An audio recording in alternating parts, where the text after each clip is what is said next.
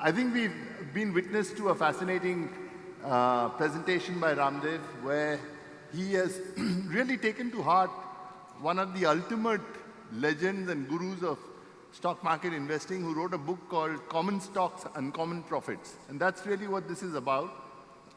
He is also what most of us know as the father of growth investing. The idea that you buy a really high quality business, watch that business grow its profits over time, and eventually, as Ramdev said, in the words of Charlie Munger, if you buy these exceptional companies and they continue to grow their profits at a high rate, then you earn over a period of time the compounded rate at which they grow profits. And once Mr. Phil Fisher was asked, when is the right time to sell? And can you guess what his answer was? Never. Because if you own these businesses, actually, the idea of selling is not something that stays uppermost in your mind because you own an incredible cash machine. I think today I'm distinguished. I have in my company some distinguished investment managers who have demonstrated, one by actually running a business and the other by picking stocks and helping many of us to become very wealthy, what it takes to do this in practice. And so I'll start perhaps by focusing on what Ramdev talked at length in his presentation. And if you put that in words, it's really about owning, within inverted quotes, quality companies. Because it's the quality companies that compound over time and deliver abnormal returns. So let me just start by putting together a quote for you which speaks about what Ramdev said. And it's a person called Chuck Aker, who's very famous in the United States. He runs Aker Capital Management. And he said this, and then we're going to go to the panel and get their reactions. In companies earning, and I quote, in companies earning abnormal returns, there's something unique going on, and we want to understand what it is, why it exists, and whether it's sustainable. We are trying to find businesses that have great moats, which translates into great returns on capital. Moats are fairly rare, but they come from a variety of things such as intellectual property, scale economies, a regulatory advantage, high customer switching costs, or some sort of network effect. True moats give you more confidence in projecting future performance, and that's key. That's why you're able to hold them forever. Now, let me start with Kenneth, who has done this time and again for us to our great benefit. He owns a company, I think he was one of the first who bought a company called Page Industries, which is, I think, one of the finest examples of this kind of business in recent times. So Kenneth, what do you really look for when you're buying a high quality company before the world knows about it? Okay, if I just had to put it together, I mean, as financial investors, I think the first thing you buy is efficient capital, irrespective of what the industry is. Then figure out as to what delivers that efficient capital. Time and again, we've always seen great franchises in India or elsewhere in the world actually deliver this kind of effect. So we can come across companies who represent this format, okay, very highly capital efficient, low requirement on external capital to grow. And more importantly, as you track it down the years, because frankly, I'm not a soothsayer to see 10 years down the road or even 7 years down the road. But as you track the company and see them incrementally getting market share and the franchise actually starts delivering, you get the confidence to build on your existing holding. So I think there are a couple of things that we tend to look for. So it has to be efficient. It doesn't need capital to grow. And as long as you don't need capital to grow and you're gaining significant amount of market share, I think you're there. Right. Mr. Singhvi, you did, as Ramdev spoke about, something, you were associated with a really wonderful company. It grew phenomenally. And, it's one of the sort of ultimate success stories in our country of long-term sustainable growth. So as you were part of that team building the business, what were your major priorities, thinking about how to make it a cash flow generating machine? What would you like to tell us about those early years? What Ramdev calls the emergence. First, a disclosure and disclaimer that Ramdev was never happy about what we were doing. So only in hindsight, he's saying that we did a remarkable job. Till I worked till 2008, he never uttered a single word for all my 25 years. So a word of caution here that he never liked me or my company. So I'm very surprised today when he's talking that we created wealth for 25 years. So that's first thing. Sanjay, before I get into it, I want to correct one thing which you talked about, that if business is great, why do you want to sell the business? And I can tell you one thing, that having bought businesses and sold business, I tend to disagree with you. No, it's not I said it, it's Phil Fisher who said it.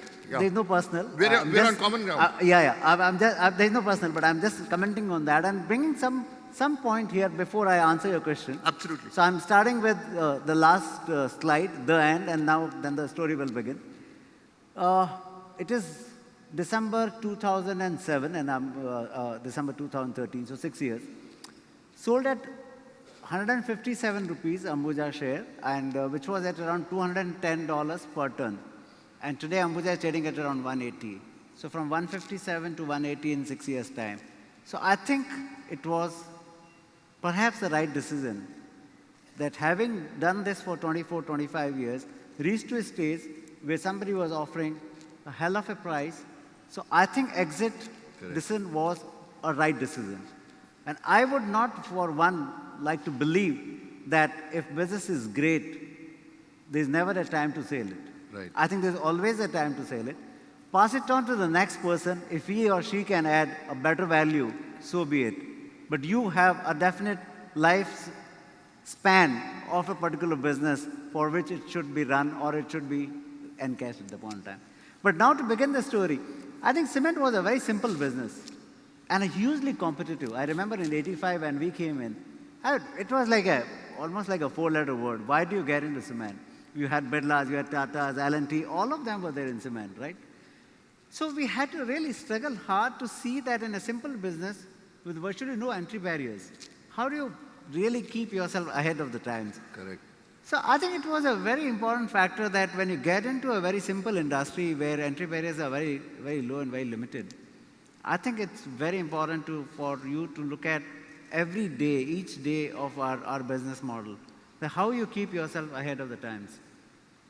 And I would like to share with you that cement per se was not a value creator until we came on the scene. It was never perceived to be a value creator. So I'm not blaming Ramdev.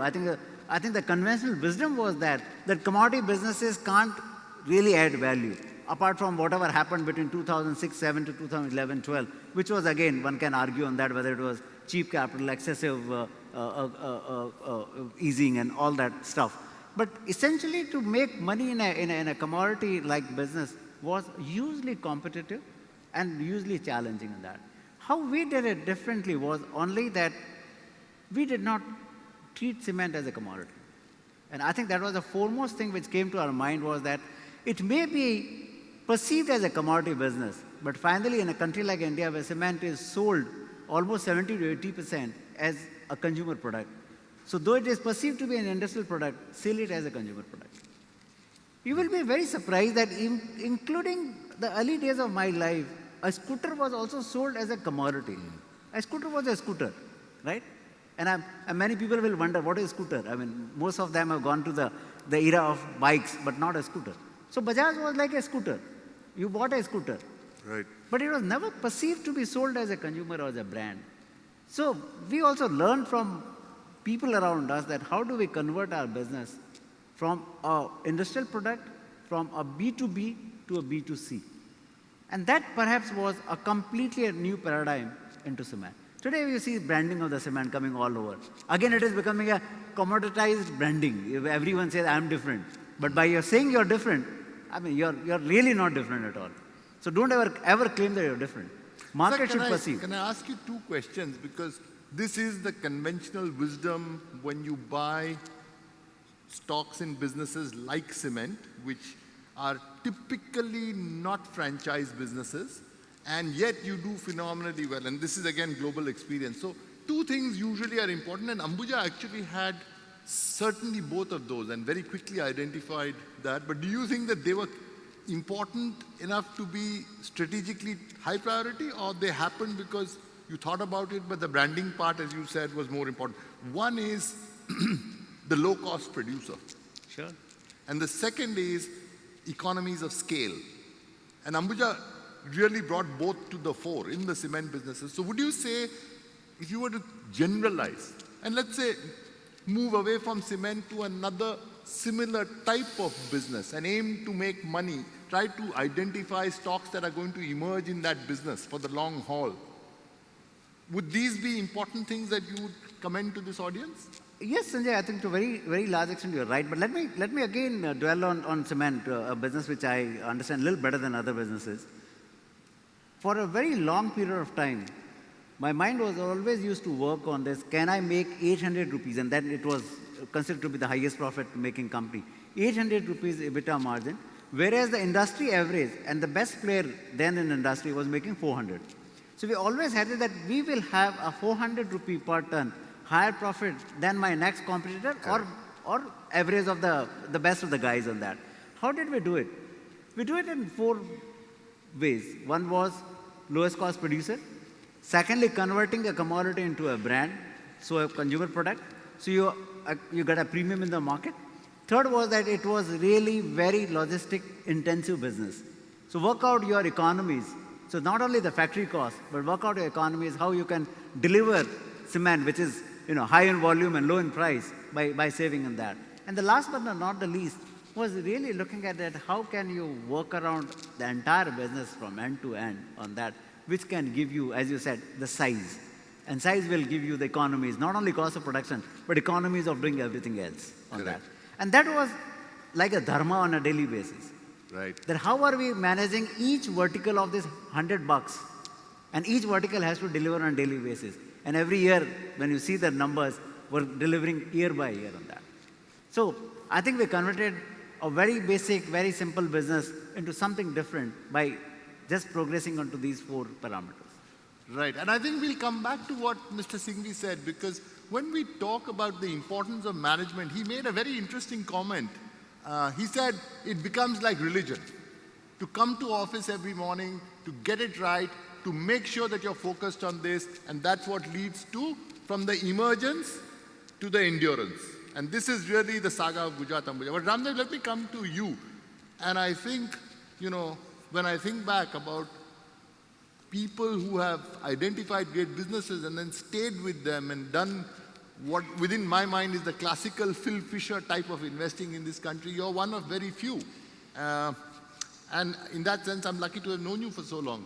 But let's talk about 2 or 3 companies that you've bought and 2 or 3 that you've not bought. And what led to the difference? Because I think people sitting here will be interested to know why you didn't buy some of the others, having bought some of the ones that you did.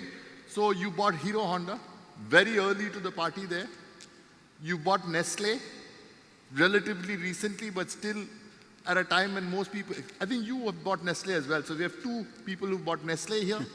And then you've not bought a company which you've always been very impressed by. And I've been fascinated why that is so. And in a sense, it fits some of what Mr. Singhvi said. It's different, which is Asian Paints, which appears very high on your list.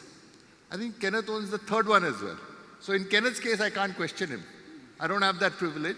But in your case, I can. So what kept you away from Asian Paints and made you buy Hero Honda and Nestle? Or was it just chance? No, actually, as far as Asian Paint is concerned, I know a lot of, I tried every time from 91 onwards, I think while talking to you, and it was always there on the screen, but it was so expensive. Whenever I used to see it, 23p multiple, I used to think that the moment it corrects by 20%, I'll buy it. So I was obsessed about the profit, the P part of it, because I was taught that don't buy expensive and you'll not make money. And it was making money year after year. So it was the expensiveness. I must have visited this company 3-4 times. And actually I have gone to the meet management, and I mean, they have been nice to give time and all. But never I bought it, never bought in the portfolios, never. I mean, we missed it many times. More recently, in 2-3 years back, again we missed it. So that's been a valuation trap for me. So it was the fact that you had to pay a full price to own a truly outstanding business that kept you away from that, right? Yes. In Hero Honda, clearly, I was incredibly lucky, and as I say, blessed to have known you. We both bought it on the same day. I bought it thanks to you, and we didn't have that problem. We bought Hero Honda really cheap, as you pointed out. But in Nestle, the problem you mentioned in Asian Paints didn't apply when you bought it 5 years ago? Yeah, but by that time I had done 15 studies, this wealth creation studies. So I had So you had got over that high now. Yeah. Okay. So, and actually it was the outcome of the study. I mean, I think 13th or something, the next $1 trillion opportunity. In that, we say that in next 10-15 years, the discretionary spend is going to explode. I mean, at least it exploded in our mind. Whether it exploded here or not, that is a little later. And the stock to watch was Nestle. You know, because Nestle was fitting everything, terrific management, terrific product line, and Maggie was fascinating. It was growing at 30% compounded in volume terms. So I could see that it is available at 22p, which is not that demanding. Right. When I bought it, it was amongst the decade's lowest P multiple. Right. So that allowed me to buy this high quality company at a reasonable price. And there also, I could buy it because of, at least by chance, when I was traveling, I had given a limit of 1625. And of course, the stock was not coming. Then a big lot came. When I was away, I was flying. And I was not approachable. So the trader called up Moti. He said, I have an order, but this is available at 25 rupees higher or 30 rupees higher. And so Moti did the trick actually Yeah. for you. You would have never owned it had it not been for Motilal. Yeah. The credit goes to him. So he said, if he has told you to buy, go and buy. Don't bother about Right. the price. That's how the stock came in. Right. So this bothering about 5, 10, 15 rupees in these kind of companies. Doesn't make a difference. Yeah. That's another important lesson. And I think it's very instructive. But let me go back to Kenneth. You know, Kenneth, you spoke about figuring out that these companies have franchises. Those franchises are solid, robust franchises. And because they sustain over time, you're able to benefit from the compounding growth in earnings.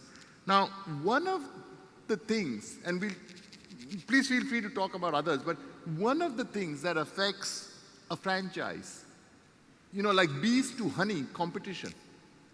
And competition can come in, and then if you aren't thinking about the future and you don't have something that can hold up, and nowadays the biggest threat is actually international competitors. So if you look at retailing, Walmart, if you look at Page Industries, Hanes, or, you know, in each industry you can have huge Goliaths coming into the Indian market. And one of the joys of India is the size of the market is so large. So how do you look at competition in the context of wealth creation from franchises? I think competition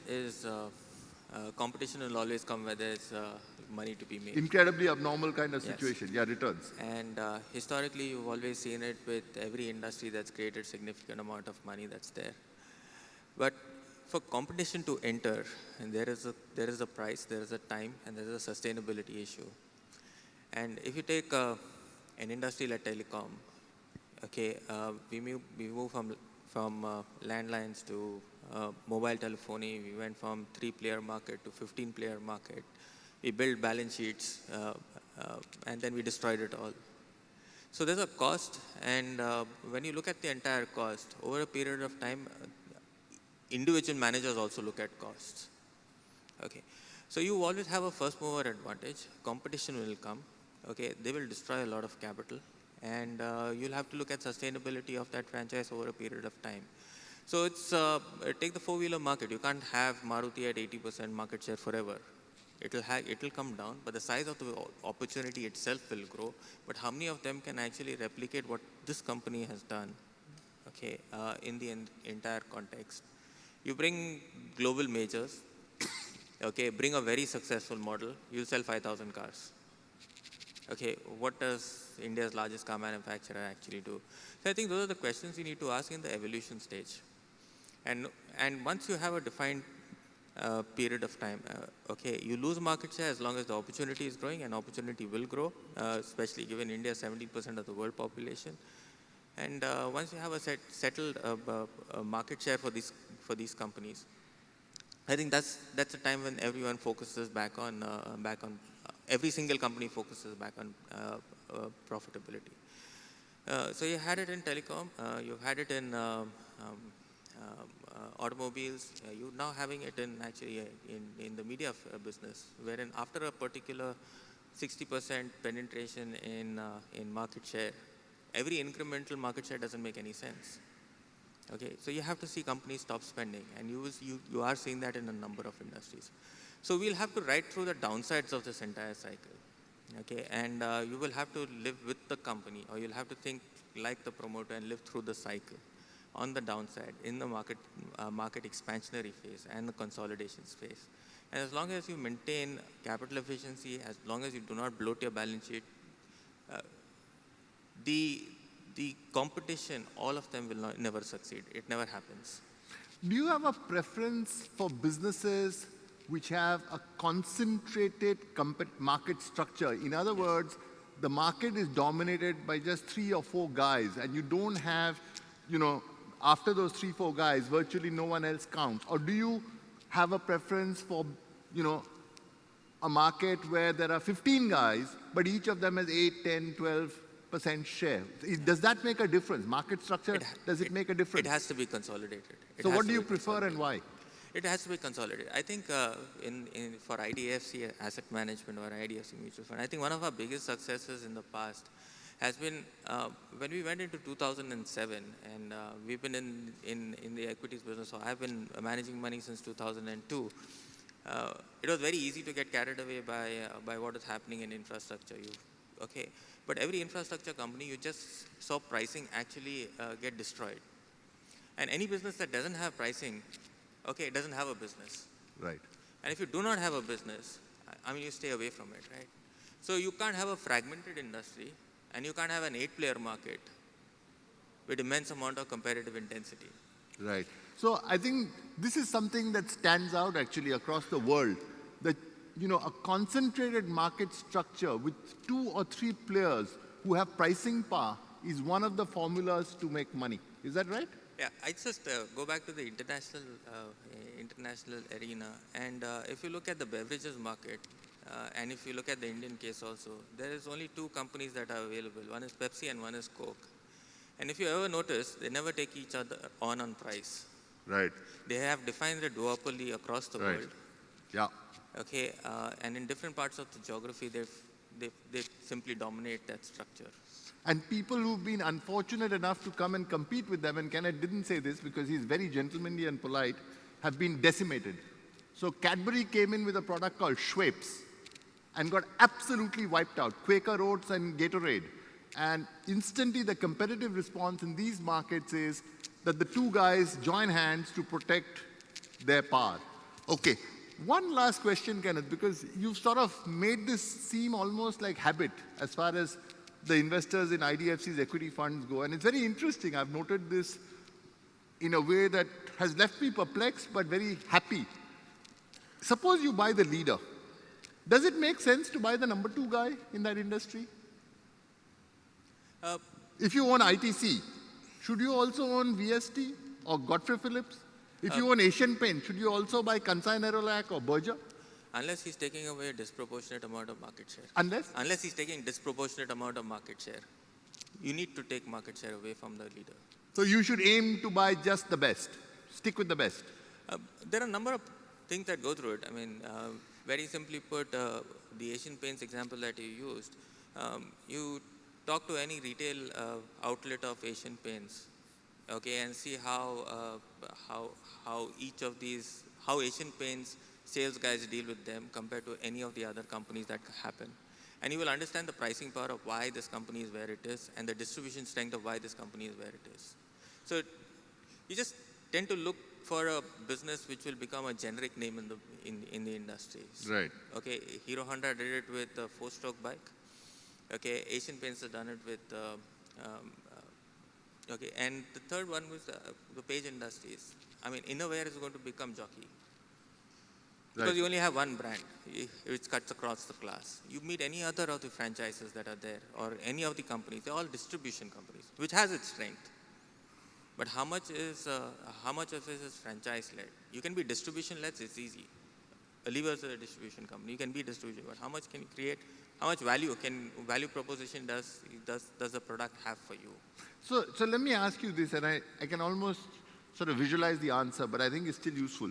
So suppose Fruit of the Loom or Heinz came to India and in 5 years' time built distribution, national distribution.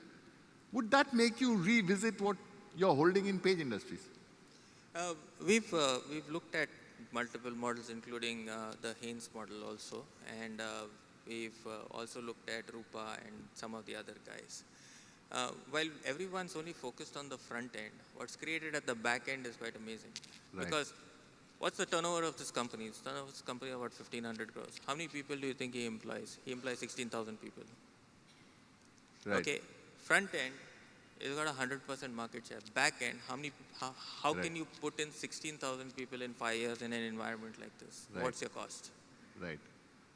Yep, that's very interesting because that's really how you protect yourself from assaults even by international majors. It's a wonderful thing to remember when you own companies like Page Industries, which are homegrown, which are winners, and how they continue to defend their turf. But I'm going to come back to Mr. Singhvi and ask him about something in the context of cement and similar businesses, which Kenneth spoke about.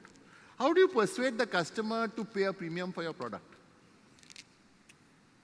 Pricing power. Kenneth, I think, called it pricing power, if I'm not wrong.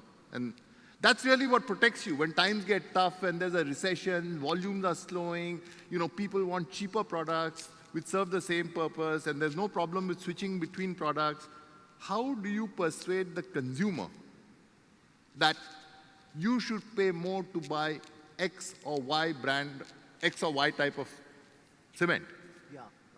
Sanjay, first, I don't like this word pricing power because... Okay, so forget that. That's a semantic because then you are difference. taking consumer for a haircut. Fine. And fine. I think no business can sustain How if do you have maintain this. margins in tough times? No, so I'm just coming back to, so what happens is that when you assume that leadership position, and I'm talking about leadership not in terms of quantity, but in terms of your value proposition to the customer. Correct. You are not discounting your product. And that's a very, very huge thing in India.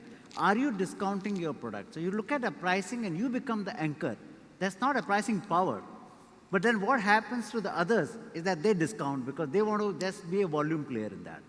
So you keep your position as the player, like Asian Paint or like Ambuja, Right. and which is giving you a value proposition when you buy. What is the difference between an X cement to a Y cement? Hardly any. Okay? Process is a chemical process. Okay? Maybe a little bit of quality of the coal if you don't cut corners, and quality of limestone. These are two major determinants of what quality of the cement will be Correct. finally. Okay? Right. Would somebody pay a 15 to 20 rupees bag higher price only for one thing? Is the faith and the trust that when I'm buying this cement is good. There is some emotion also which plays a part because in India we still have 60-70% houses which are constructed by the individuals. They will go and pick up every material on that. And that's what we really worked on, that can we really give a proposal? I mean, when you buy a bottled water, right? What do you buy in? I mean, you don't know where the water was filled in. I mean, it could have been municipal water in that. Right. But if you buy an Aquafina or you buy a Bisleri or you buy something else, water is water. You don't even know the source, right? You're buying a faith. And you pay for the same water of 15 rupees a liter or 20 rupees a liter versus what municipal water is, 10 paise a liter? And origin is more or less same. I mean, they all are municipal sources. So what Mr. Singhvi has said is actually fascinating, and he said it in the context of cement, but I'd like to extend this for you. So I see a fair number of women in this room. In fashion, the easiest way to destroy pricing power is to sell top-class brands at a discount. You own a Hermes Birkin handbag which costs 7.5 lakhs because it signifies something to the person who owns the handbag. Now, if Hermes were to go onto the internet to dispose of unsold stock at 5 lakhs, which is still incredibly expensive, it's lost all its cachet. Absolutely. The best brands in the world never destroy their image by reducing prices. This is an absolutely basic lesson in how you create and retain the perception of being a price leader. And in fact, you have to pay a price for it. in the short term because the inventory remains with you. But it's the power of the brand, the image that you have, the perception that customers have of what you're selling, as he said, and that can't be very different, but you've got to preserve that. The centrality of that and the realization of that by senior management leads to long-term profits. Now, Ramdev, I just want to come back to you on this before we move on to the next thing. When you find a company, as you said, emergence is when it earns more than 15%, because typically cost of equity is 15%, and when ROE is higher than cost of equity, you have a company that begins to make abnormal profits. So, what are the things, there are two questions actually. What are the things that you're going to try and have on your checklist for a young company, which is just emerging, to persuade yourself that those abnormal returns can grow? That's very important. If it remains at 15, 16%, actually not much good. That's what your numbers showed when you put it up. And second, what can destroy the abnormal profits? What hurts the most? Because that's what people have to look for, right? So first thing, like going back to the example of Hero Honda, you know what, from where it started. There was see this book, I get a lot of ideas when I read a book or article. So this value migration book, Adrian Slevsky, I read. So I could see scooters becoming obsolete and motorcycle coming into the fore. And motorcycle at that point of time had a shortage. I mean, it was, Hero Honda bikes were selling at 3,000 to 4,000 rupees premium. Right. So I said, here is a company which is world's biggest, and you had written a paper on two-wheeler at the time of ADR of Bajaj Auto or something, where you had said, meaningful research is not happening in any part of the world in two-wheeler because they're not interested. All the players are in Japan, and they've all come here, Suzuki, Yamaha, and Kawasaki. So I said, this is the combination of Hero and Honda. This is the best company. They are trying, and the market is aging to four-wheeler. Here is the, four-stroke engines, motorcycles, and there is a shortage. So when I looked at the possibility of what could be the size of the market, it was like immense. Even now it is very big. I mean, I think we are going to become 40, 50 million bikes or bike oblique scooter in next 5 So let me ask you a question, because this will help put it in perspective. Yeah. And it's magical, and I don't think it's about to happen, so you must forgive me for this fanciful thought. But suppose public transportation in India across 100 cities were to become much better. Would it destroy Hero Honda? I don't think, first thing is that is, first one is The not going to first happen. is not going to happen, so we are agreed on that. So that was assumption. But let us say that it did. Then also, I think there is a because public transport would not reach right till your doorstep of your houses. So, and houses are going far flung into, cities are becoming very large.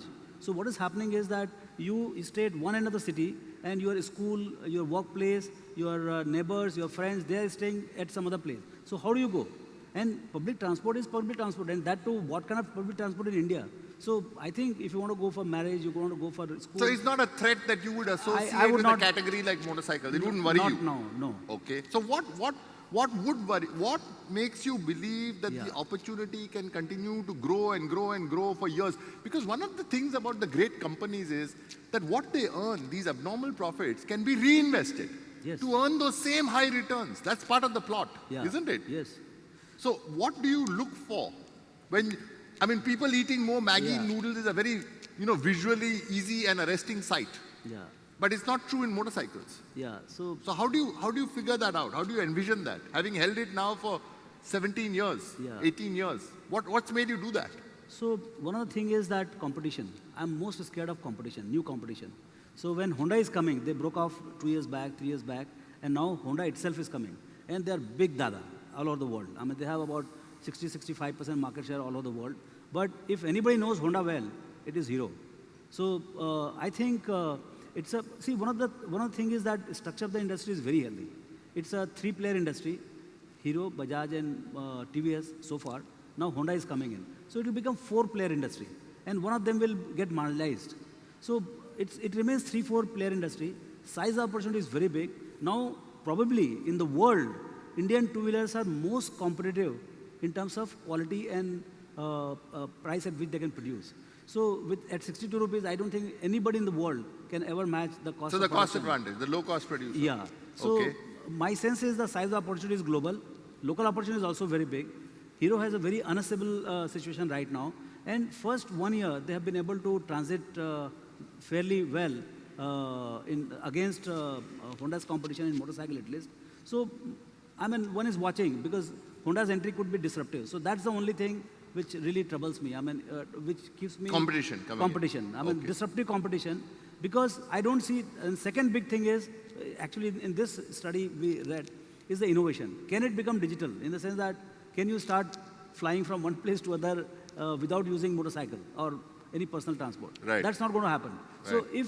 if innovation cannot disrupt and competition cannot disrupt, then they will keep making money because structure is very healthy. Maybe not at the rate of 32%, maybe 22, 25%, which is also very good on my purchase price. So Kenneth, this is a question straight for you out of what Ramdev said.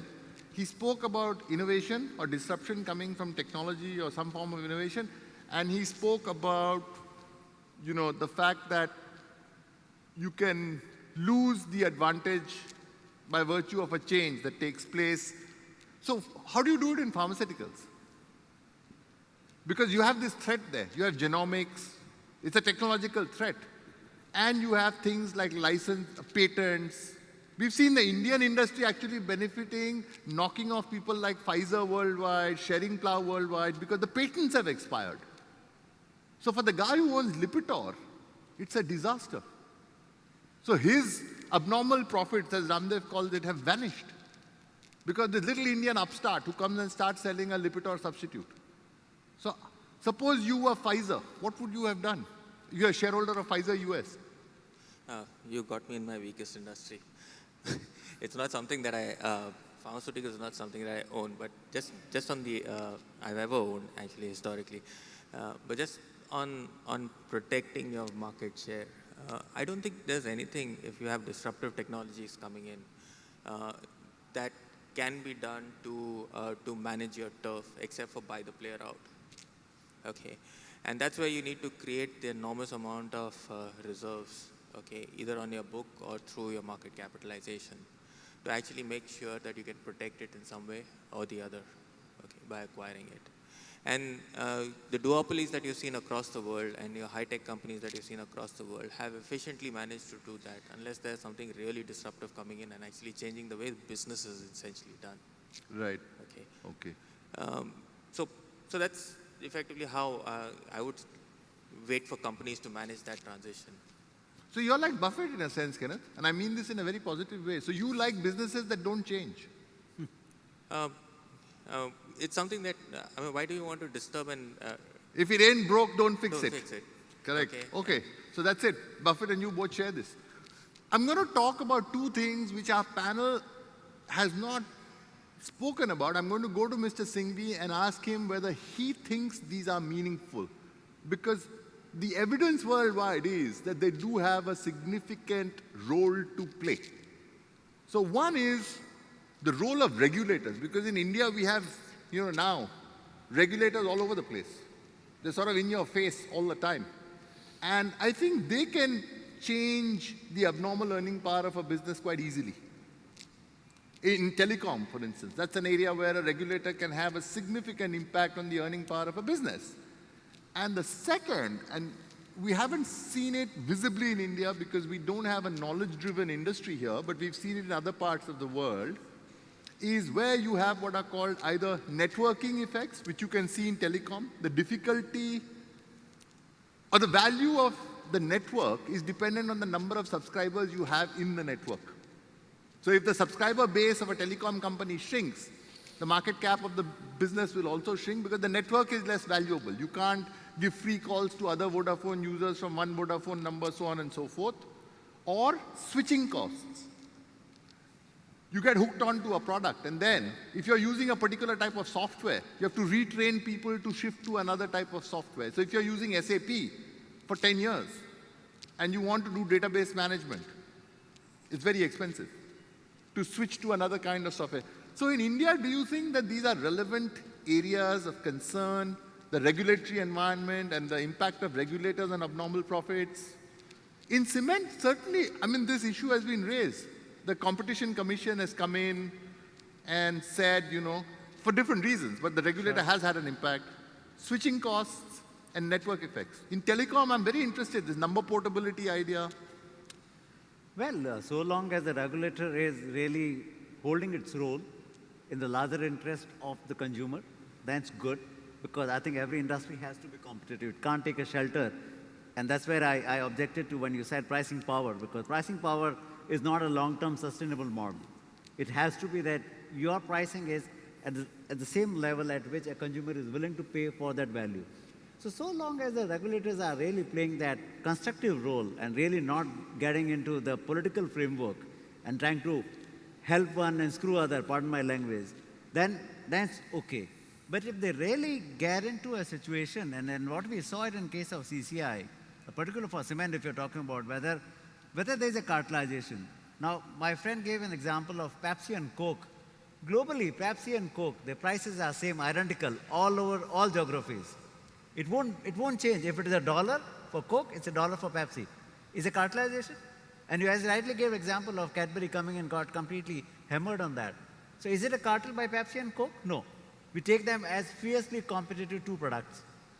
So wherever this kind of competition which is healthy, which is consumer friendly, I don't think there's any role for any regulator to really play on that. Right.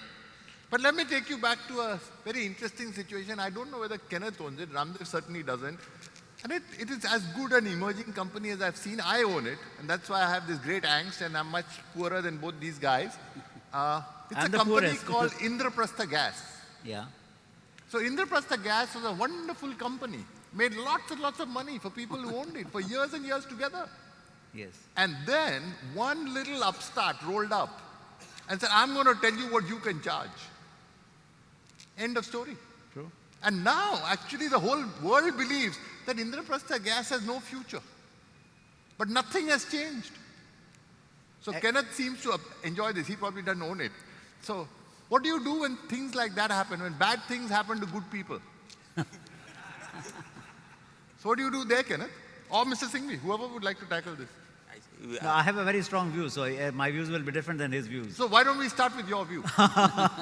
Now, first of all, when you're doing business in India, you should be mindful of the fact that we are not a properly driven economy or administered country. So we may always be having this kind of risks that you will have some funny regulations coming in, and all of a sudden your business model will be threatened. So I think it's an important factor. If you are into public life, as you gave the example of Indraprastha Gas, you should be mindful of the fact that are you making some extraordinary profits because of some extraordinary situation? Right. Okay, because if you eliminate that suppose there is like now the regulator is there and he's saying that okay, you charge X price or Y price, that threat always looms large because this is one economy or this is one country where we still haven't learned the art of democracy.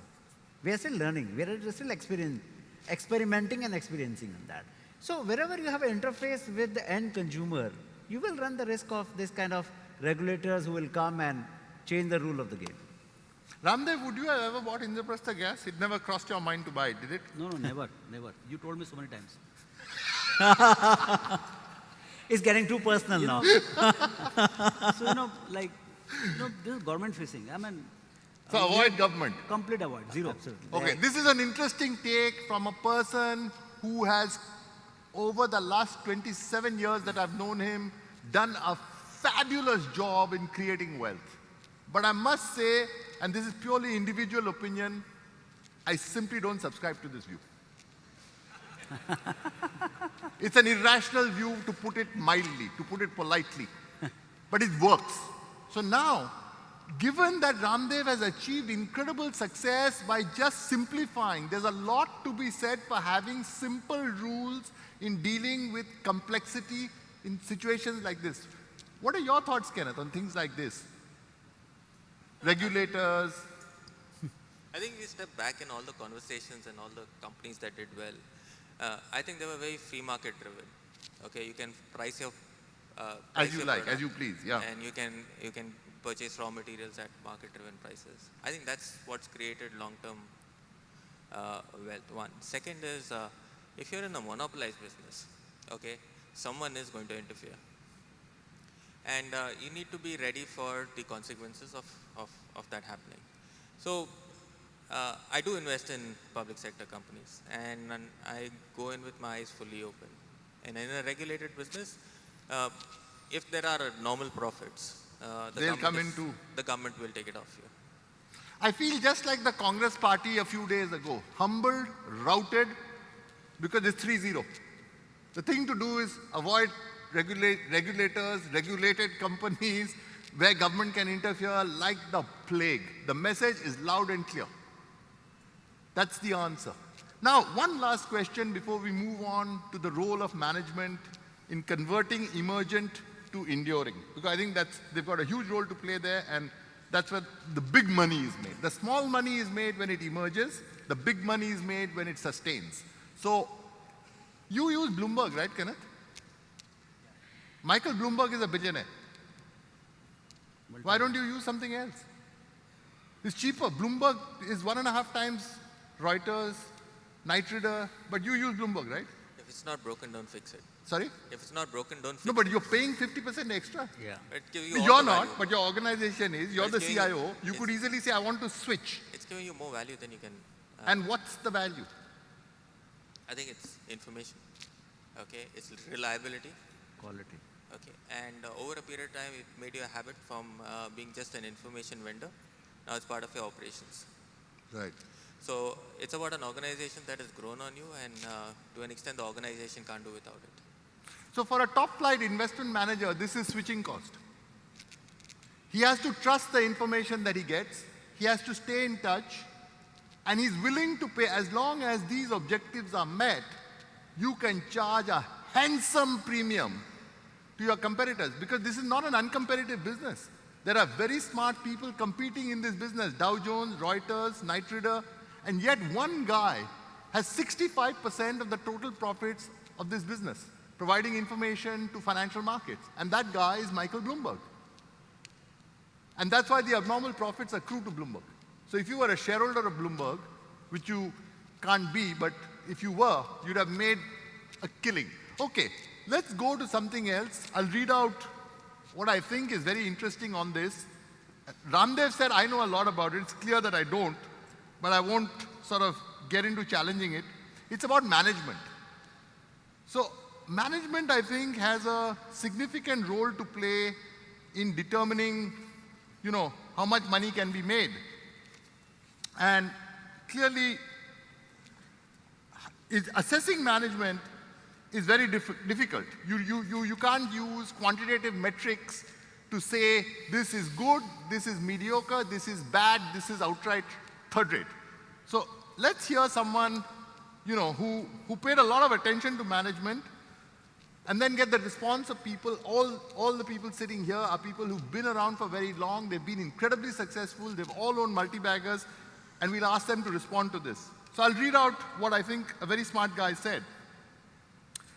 While they won't always admit it, most investors hold a special place in their hearts for successful and honest corporate managers. That's primarily driven by the significant role strong management can play in increasing share value. But it also reflects respect for the difficult job top managers have. As Bruce Berkowitz, one of the most legendary investment managers alive, said, these are people who are great operators and managers with excellent people skills, not qualities value investors are generally known for. Researching people may be one of the more difficult tasks investors face, requiring more subjective judgment than needed when passing a balance sheet. While some top investors downplay the importance they put on assessing management capability, a greater number spend considerable time and use a variety of methods to learn about top managers' track records, their skills, their thought processes, and their motivations. And I emphasize each of these. Now, I'm going to tell you a guy called Lee Ainsley, who owns Maverick Capital, one of the most successful hedge fund managers in the US, who was brought up by a guy called Julian Robertson, who is legend, who built the largest hedge fund in the world pre-2000. And what Julian Robertson told Lee Ainsley when he was a young fellow working for Robertson, this is what he had to say. Julian Robertson was maniacal on the importance of management. Have you done your work on management, he would ask me. Yes, sir. His next question was, And this is really, in my view, important. And I was brought up by a guy who I think helped me to understand this, I mean, in a way that was fantastic, Mr. Pradeep Shah, and when I was at Crystal. He would say, where did the CFO go to college? And you don't know. I thought you did your work. No. He wanted you to know everything there was to know about the people running the companies you invested in. Our entire investment team, and now this is Lee Ainsley, he's a hero, he set up Maverick Capital, $12 billion. And this is what he says now. Our entire investment team has had training in interview techniques and lie detection. And I emphasize, and lie detection. I don't think you can spend too much effort trying to understand the quality of management. At the end of the day, it's the most important investment criterion. I've learned over time that great management teams deliver positive surprises and bad ones deliver negative surprises. What's important? Integrity, intelligence, competitive drive, and a proven desire to create value for all shareholders. We just find the odds of success to be too low in situations where we have to fight to get management to work on our behalf. We'd much rather work as partners. So, Mr. Singhvi, I think you're one person who's seen it from a different perspective, as part of a great management team. So, what did you tell yourself at Gujarat Ambuja? What mattered to you in getting people to respect the team that worked in help creating value? What was important to the people at Gujarat Ambuja in the years that they built this company? I think the first and the foremost is that, I mean, we often talk about honesty and we take honesty as a honesty in dealing. That means a transactional honesty. That are you honest in the transaction? For us, most important factor was intellectually honest. Right. So transaction honesty will be a fallout of if you're intellectually honest. That means you're not going to do anything which is dishonest, including whether you're putting 50 kilos cement into a 50-kilo bag. Right. You know, to start with that, if you're saying that this cement is a good cement, you're vouching by it. You're putting your name, your prestige, your reputation, your every dharma behind this. And that's, we always practice that this is intellectual honesty. Mr. Singhvi, I'm going to ask you a simple question, Rajdeep Sardesai style. Okay? We know that there are no saints in business. Sure. They only go to the Vatican. In business, no saints. Even Vatican. We know that this is a corrupt country. Yes. We're aware of that. Yes. How do you survive in business without being crooked in India? If you learn the art of patience, you can survive. Kenneth, you're nodding. That's interesting. Let me just clarify, Sanjay. That is an important factor because these two guys have made money but with other sweat. And here I did not make money after having been sweating all my life. So you and I are on common ground. So I don't know whether I can associate, but I can tell you that there are a lot of sweat but no money. And they really had a lot of money without sweating. The point which I'm making is very simple. That in India we started with a little bit of speed money to get things faster because we are a crowded nation. So everything, I mean, if there's a long queue, they always have it that do I know the person or can I bribe somebody and go into the front of the queue? Correct. From there, we practice the art of making the policy framework and then tweaking the policy, not only in my favor, but screwing my competitor. So from speed money, if you reach to this level, then you don't know which way this whole country is going. So when Rajiv Sardesai says that entire nation is corrupt, he's referring to the business and business houses which really practice this part of it. Speed money still is there. You can't do business without having speed money. But speed money is going to be a very, very small cost of running the business. Right. So if I were to define Ambuja, we worked in certain areas in speed money, but not paying any money for anything else. So he spoke about intellectual honesty. I noticed that you nodded approvingly. But I want to ask you this, Kenneth. He made a very interesting point. He said there are certain things that you shouldn't get carried away about. He called it speed money. That was his phrase. Because it's absolutely essential. If you want to survive in business, you don't have a choice. Right? As I said, no saints in business. Now, what defines that incredibly narrow line? Thus far and no further. That famous brand of tea, Kenneth? Rangli Rangliot. It's that boundary between India and Bhutan where the best tea in India comes from. Yes. It's called Rangli Rangliot. So in corporate governance, where is that Rangli Rangliot line drawn? I mean, just to take it as a continuation from there, you need a lot of patience in business. And the last decade has been the most apt one that has actually demonstrated it. India has seen the biggest growth in balance sheets from 2005 to 2013. And we've only created balance sheets and not an industrialist. Okay. If you step back, the kind of opportunities that have been available with India or with this country, you always had a technology sector which has which has conquered the world. You got pharmaceutical companies where you created some of the world's largest market capitalizations. You created a cement industry, okay, which has created significant amount of a commodity business has generated a significant amount of ROEs. Okay, and that's how you would need to. So last decade has really, from a corporate standpoint, been kind of a wasted decade, which is where the next round would all evolve to. Okay. So that's just a continuation of where Mr. Singhvi left off. In terms of looking for corporate governance, I think everything is available in terms of financial numbers. Okay, a management has to be honest to his entire stakeholders, and I think the best part of and the best way to effectively know it is to know how well the organization is driven in the same direction, at the low in the entire industry. What do you do, Kenneth, when you have interconnected holdings? How do you deal with that? I'm going to use a name here because it's very much in the arc lights.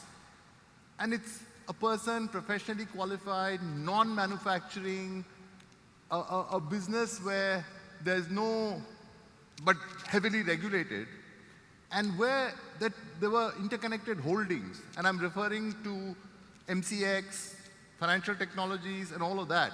Professional guy, qualified, non-manufacturing. How do you figure this out?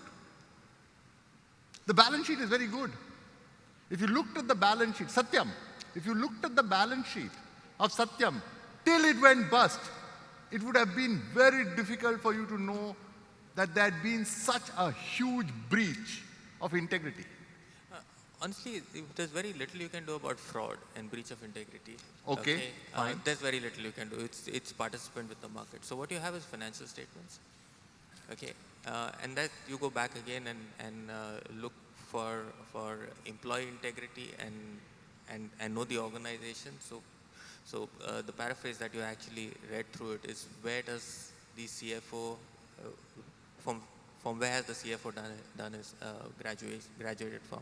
So if you have done your work enough, I think somewhere in the line you will be able to catch that breach of trust that is there with individual companies. I should tell you one thing. Most people don't know this. And it's a little known side of Kenneth Andrade. He's a wonderful judge of management teams. Perhaps the best in the business. He owns a company which arguably, in my view, has one of the most honest management teams in this entire country. It's called Vardhan Textiles. Big holding. Bought in a contrarian fashion. But I think the important difference in buying Vardhan is, you know, they're in a business that is highly cyclical and where profits can be boom and bust. In boom times, you get the entire profit. And it's to Kenneth's credit that he goes and figures this out. It's very, very difficult. Now, Ramdev, how important is it to look at the character traits of the people, the senior people in the management team before you invest? Does it matter? Yeah. So what should you look for? I mean, you are in conversation with apart from financial statement analysis, and you go by whatever is the grapevine, whatever is the rumor about the company, and then you have a personal interaction with the various levels of the company. I mean, business chiefs and IR person and the person himself. And you form a judgment at the end of it. I mean, you confront the company. I mean, mostly I'm very blunt in terms of asking. Lie detection, you remember?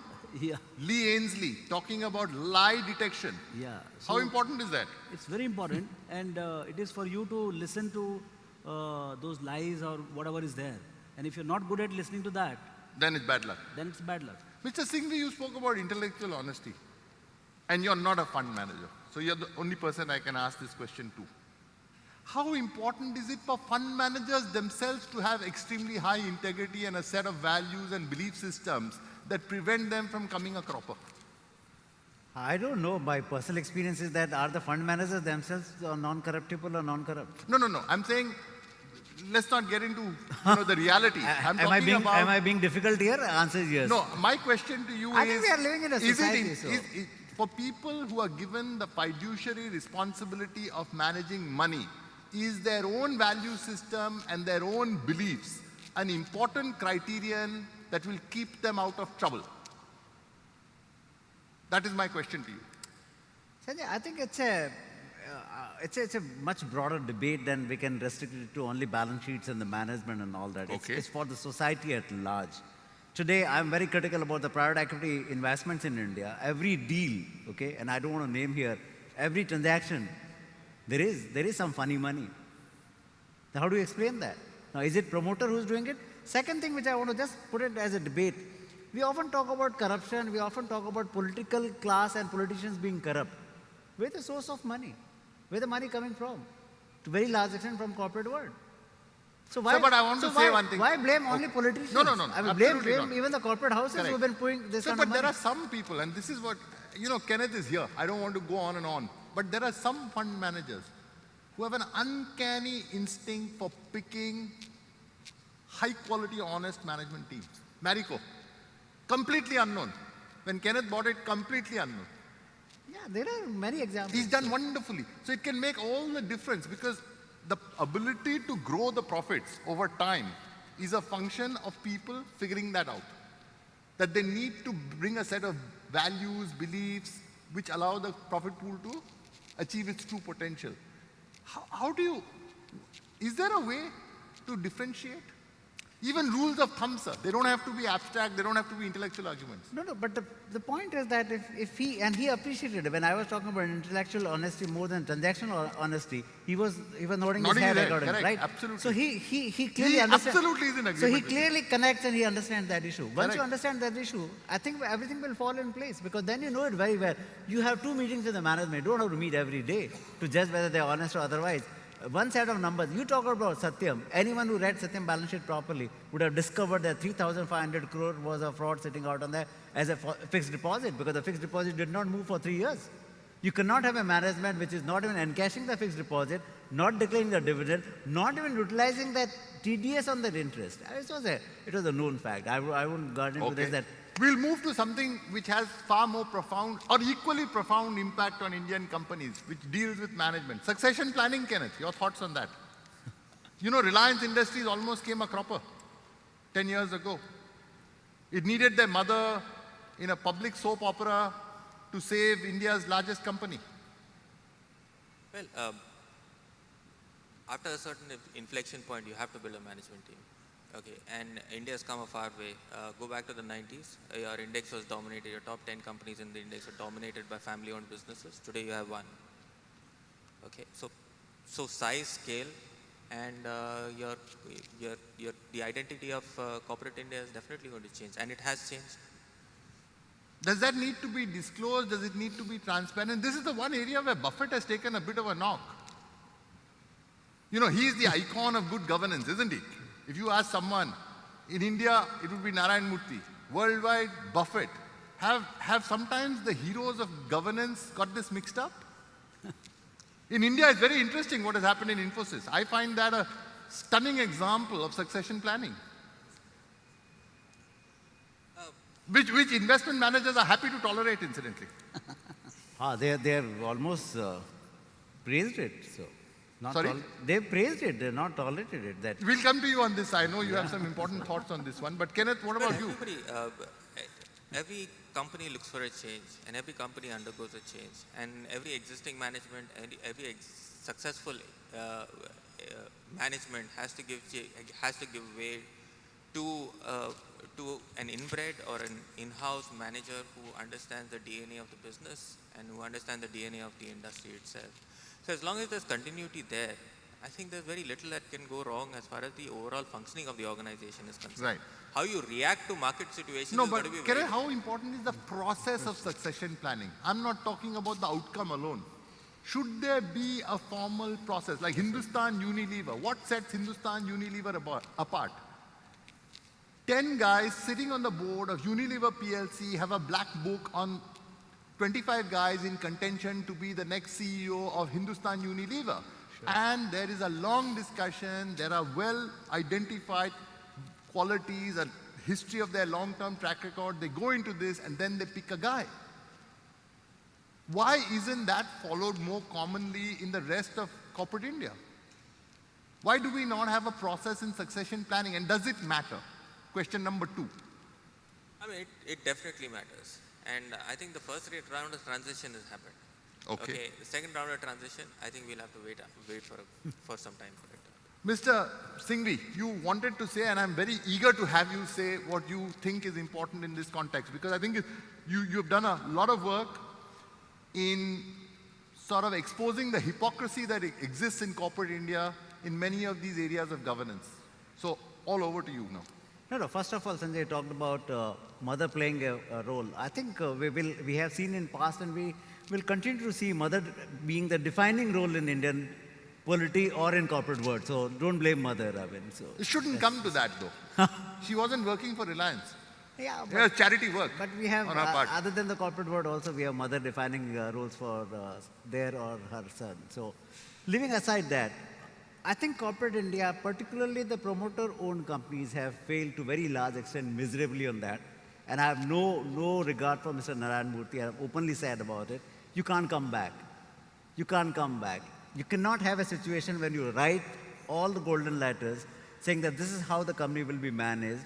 I shall retire at 65 and I'll go away. You can't come back. And you come back with the, sorry to speak, but you come back with the baggage saying that my son will be the next man around. I mean, then you're converting Infosys. No, but Steve Jobs did it. Michael Dell did it. So many people have done it, sir. No, but they haven't got their children there. They haven't got that? Children there. They must have. No, they haven't got their children.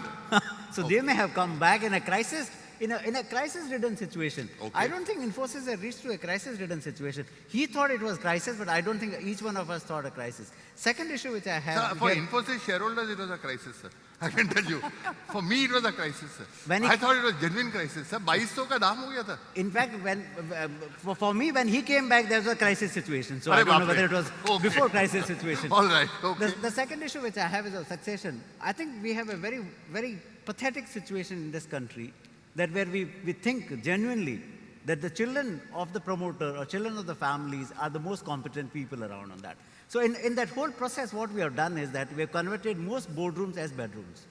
So all discussion in the boardroom is a bedroom discussion because you have all family members sitting out there, except the pets. But pets are the only one who is at home. But otherwise, your wife, your daughter, your sister, everyone is in the boardroom on that. So I think we have converted this whole situation to the so-called earlier times, the pedi which used to be there, that all family business people will be there, and then we have managers who are just there to do a job for that. But there are organizations, there are companies who have done a wonderful job. Why Asian Paint today is a darling of the stock That's market? right. 3 families, not just one. But still, they have given the complete freedom to the management team. Right. I come from a company where it was family managed, family owned, but finally, it was all the management team. And these are the companies which will survive much longer than the other companies. And I couldn't agree more with Mr. Singhvi. I mean, I think they bring to the table these sorts of companies who empower professional managers, really delegate responsibility and authority to them, and they hire the best talent, they recruit the best people, they pay them the best salaries. Those are the companies which are really, really thinking about the future and how they're going to handle growth.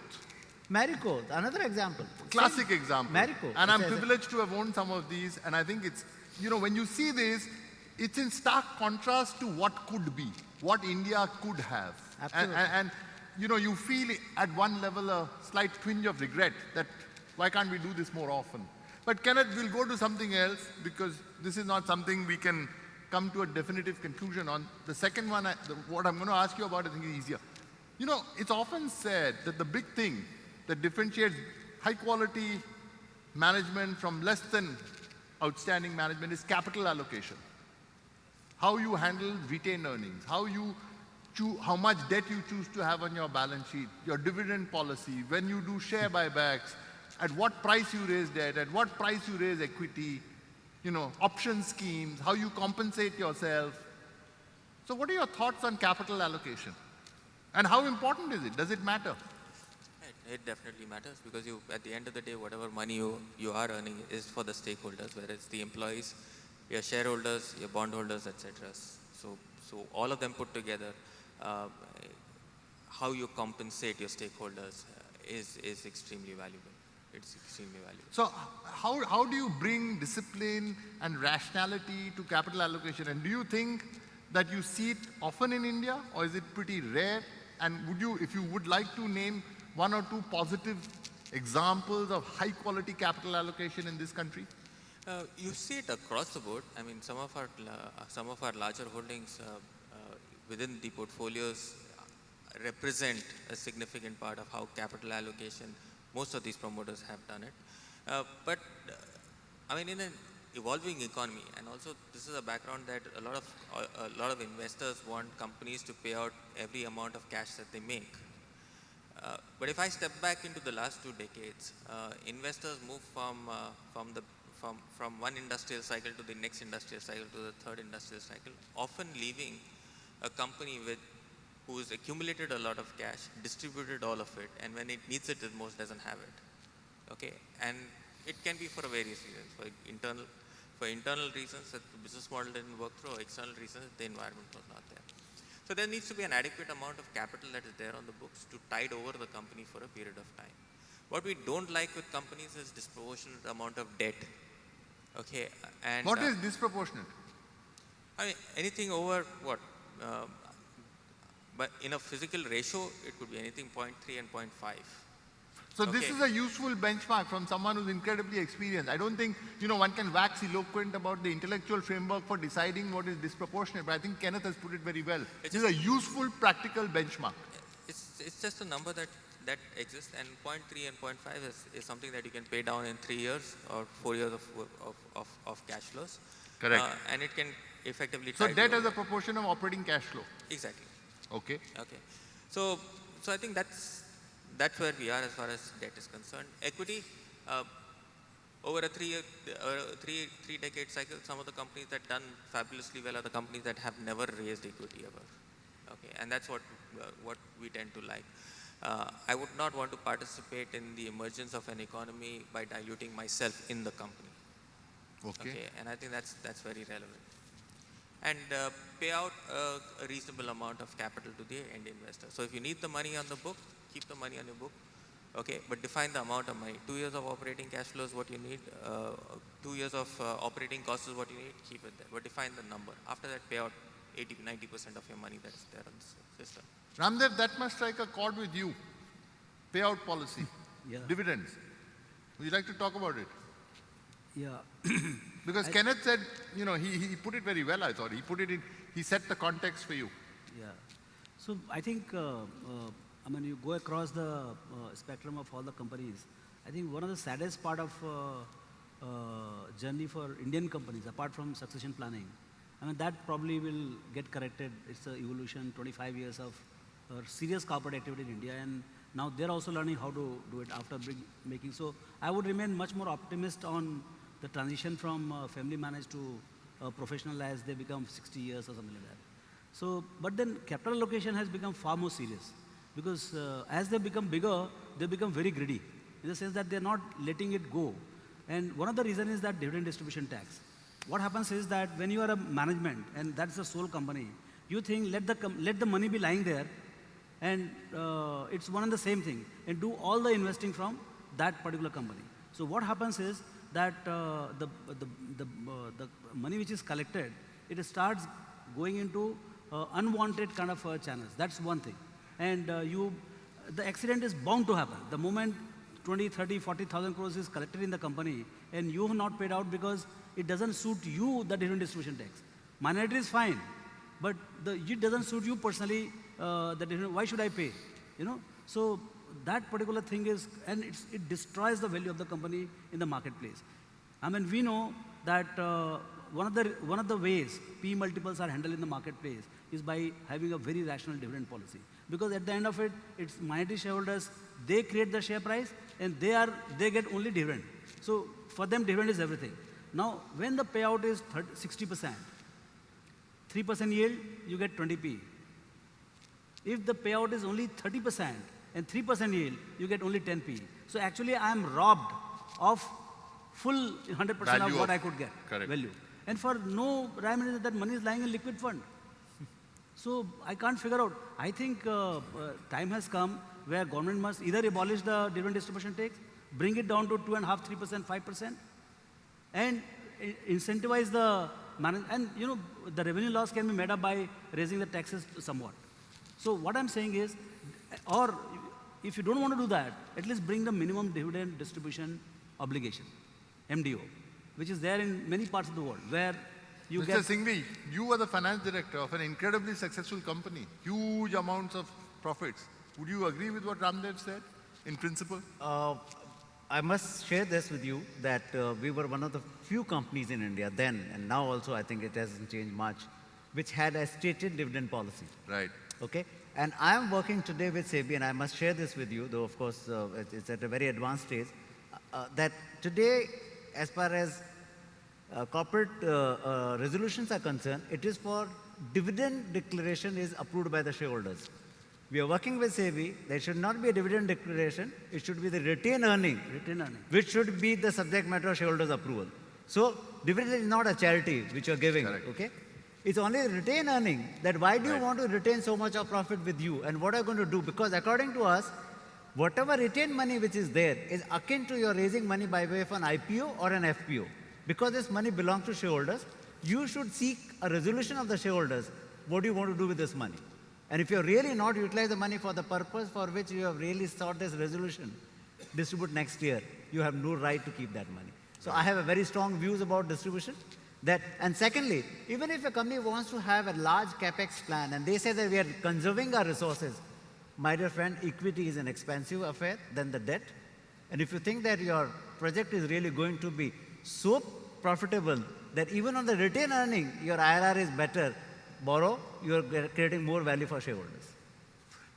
Kenneth, I could see that you weren't entirely clear that this borrowing bit to finance capex. And I must add here, I was born in Ambuja with a debt equity ratio of 3:1. Correct, sir. That's what prevented me from buying it. Sure to go bust, right? But we use less and less of shareholders' money and more the money who could give us, and then you sweat next morning. Right. Kenneth, what are your thoughts on a related area? I'm just going to extend this.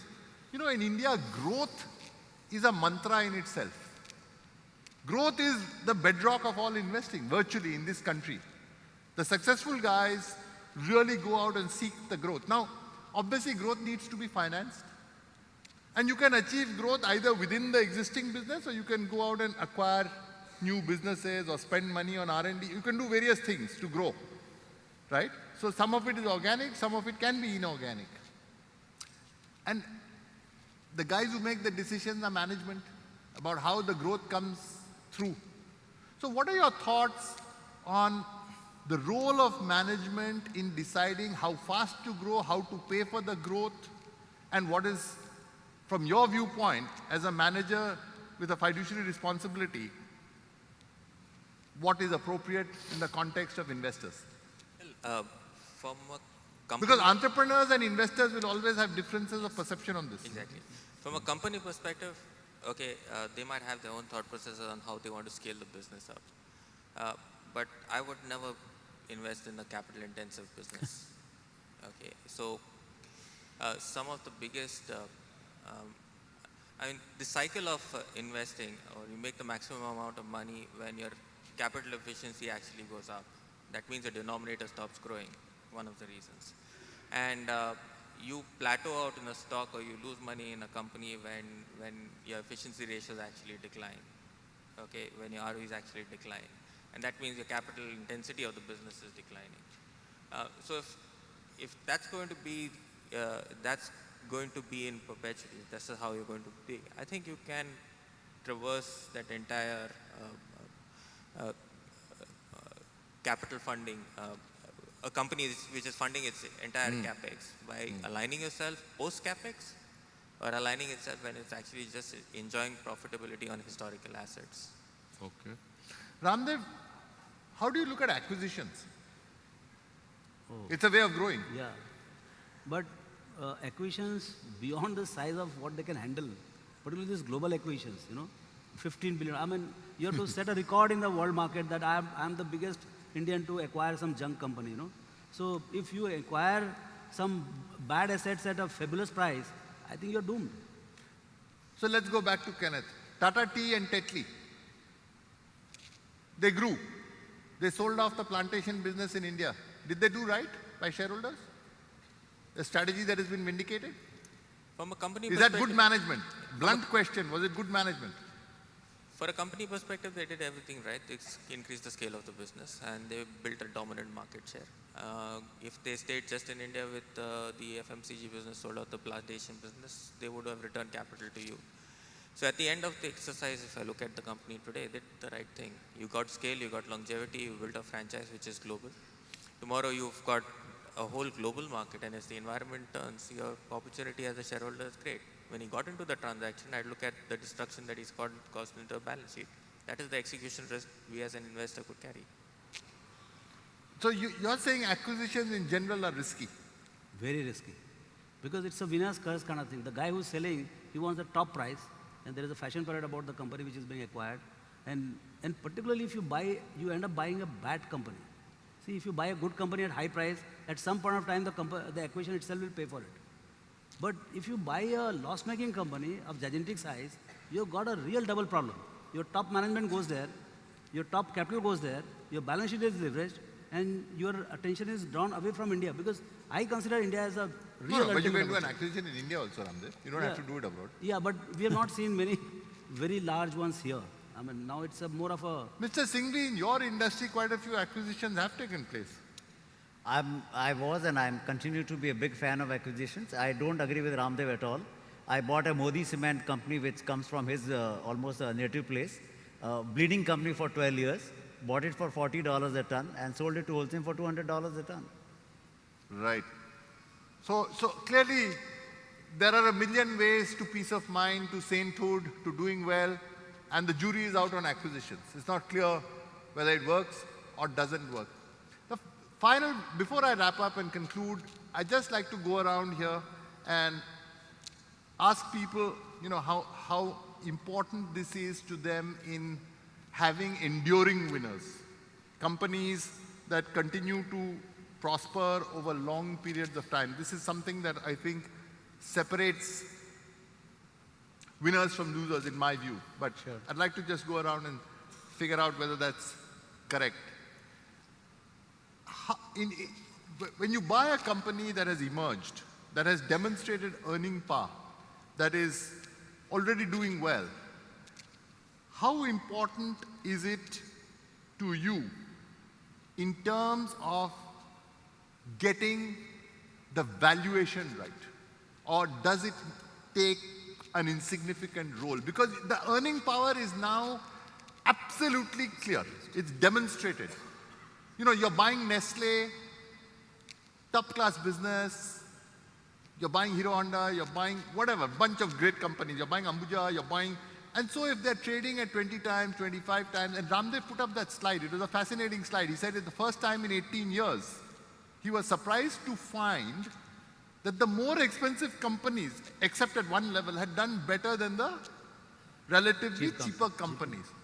So how important is valuation in buying companies that have a demonstrated track record of earning power and that are what he calls enduring? Is it important? Or you just buy them and they will perform? I think it is very important if you get the It's very important. if you get the valuation right. But if you like the business disproportionately for the franchise it's created, you can give away a year or 2 years of return and wait till the earnings actually catch up with the price.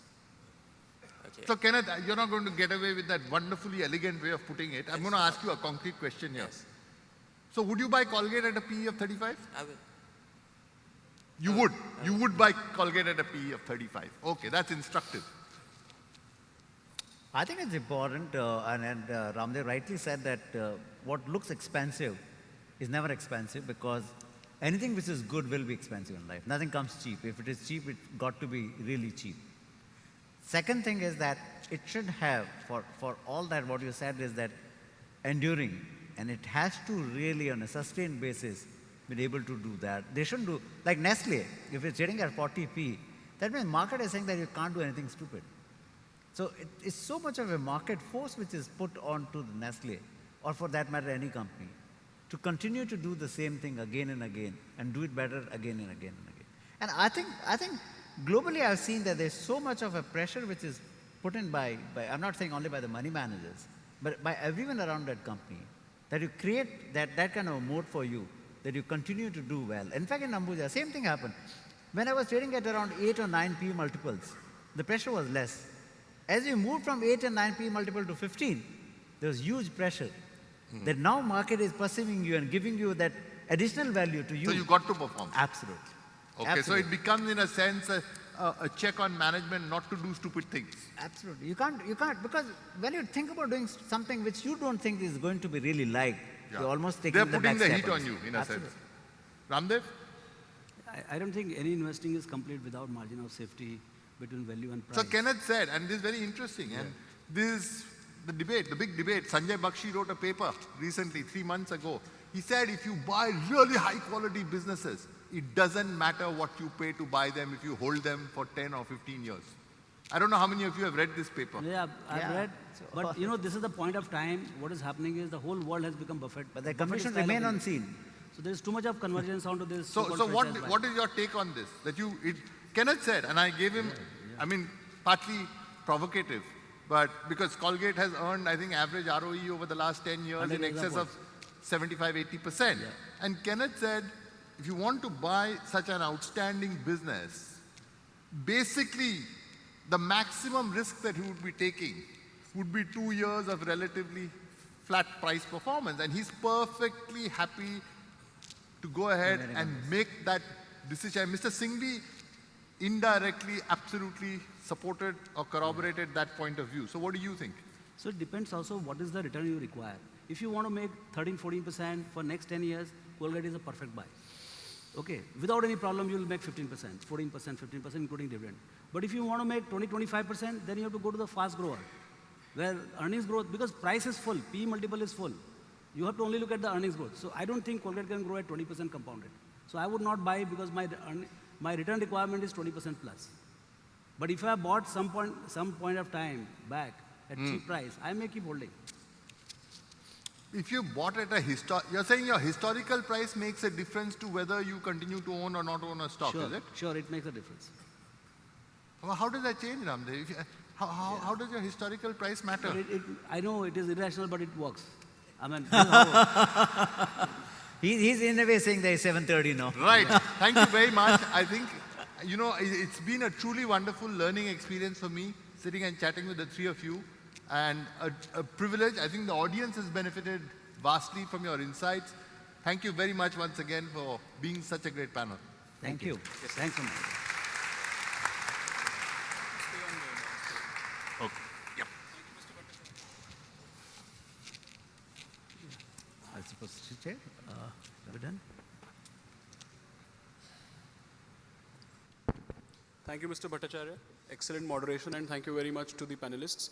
I would now like to invite our chairman, Mr. Motilal Oswal, on the dais, please. And I would request Mr. Oswal and Mr. Agrawal to present a memento as a mark of our appreciation to each of the panel members.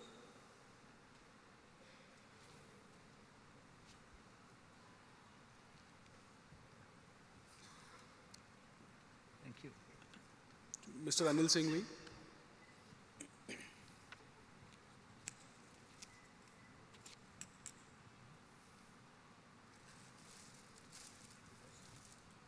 Thank you. Thank you. Thank you. Mr. Kenneth.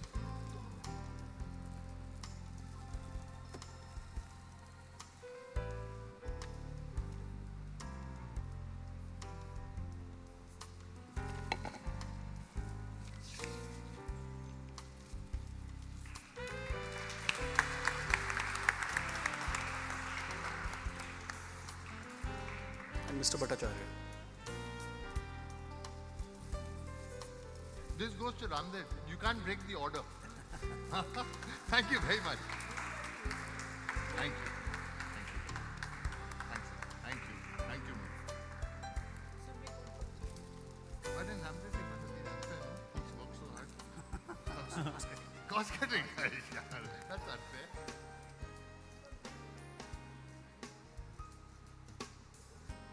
Okay, so I'd like to thank all of you for joining us. Thank you very much. Good evening.